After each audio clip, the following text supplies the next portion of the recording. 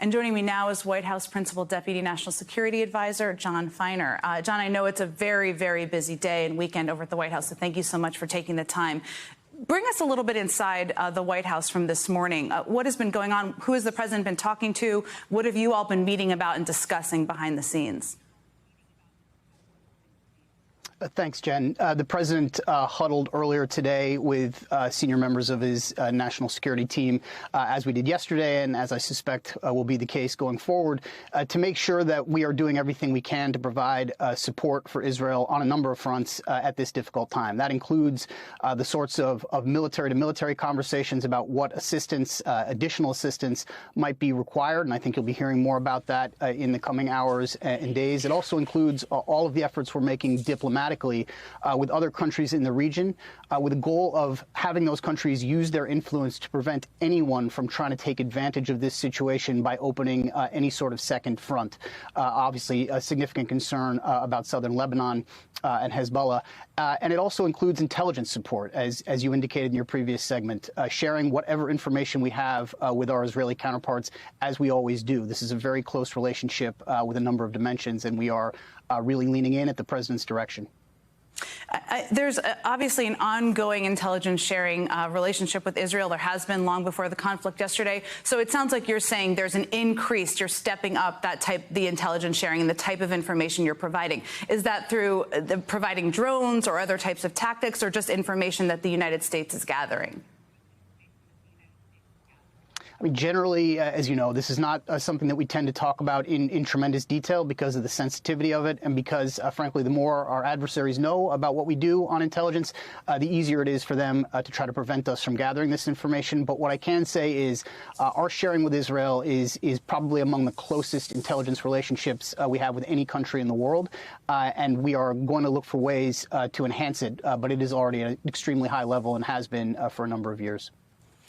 Secretary Blinken said earlier this morning that American citizens could be among the dead and hostages. That was a couple of hours ago. I know well that this can take some time, but there are constant developments. Is there anything that you've been able to confirm since those reports this morning?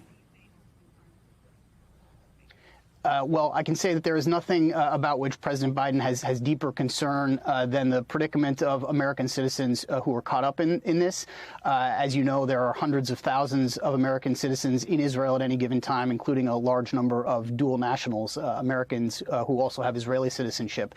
We are still gathering information about the specifics of if anyone is caught up in this, either wounded or, God forbid, killed or abducted in some way as part of the group that's been brought into Gaza. We do not have details on this yet, but we are working to nail it down as quickly as possible. It is going to be very much at the front of our efforts. And just given the sheer numbers that we're talking about, we certainly can't rule out the possibility that there are Americans who have been involved. So it sounds like you don't know yet. You're working actively. Of course, it's a huge priority to confirm that. Typically, the next of kin or family members would be notified first before the American public or any reporters would be notified, which I assume would be the process as well.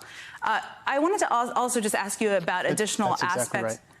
I wanted to ask you about additional aspects of U.S. assistance. I mean, whether or not there are American citizens who are among the hostages, is that an area that the United States could help with or could provide assistance to the Israelis with? So what I can say about the hostage situation is it probably is one of the most difficult aspects of this entire terrible circumstance. The fact that there have been certainly Israelis and maybe others brought from Israel proper back into Gaza is going to make things more complicated from an operational perspective. And obviously our hearts go out to the people who have been caught up in that situation. We will be closely coordinating and working with our Israeli partners on making every effort to bring those people back safely. That said, this is a situation that, as you've heard the Israelis say, is likely to play out for quite some time. So, you know, I do think that we are going to be wrestling with this for a while and working very closely with Israel as they plan whatever operations they have underway, and the tactical decisions will be made by them as the country that is actually on the ground dealing with this. You mentioned military assistance, which reports suggest, and Secretary Blinken also said this morning, is under consideration. We'll learn more. How concerned are you about the lack of a Speaker of the House? Can funding get through the House without a Speaker?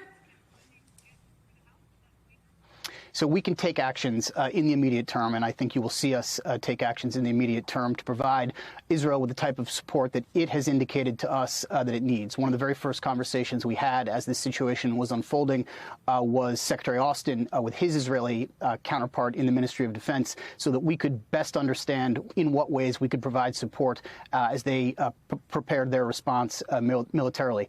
Going forward, certainly any sort of additional appropriations would require a functional House of Representatives, and so we'd like to see that situation resolved as soon as possible. But in the near term, we believe we can provide support in the coming days, and you'll see us do that.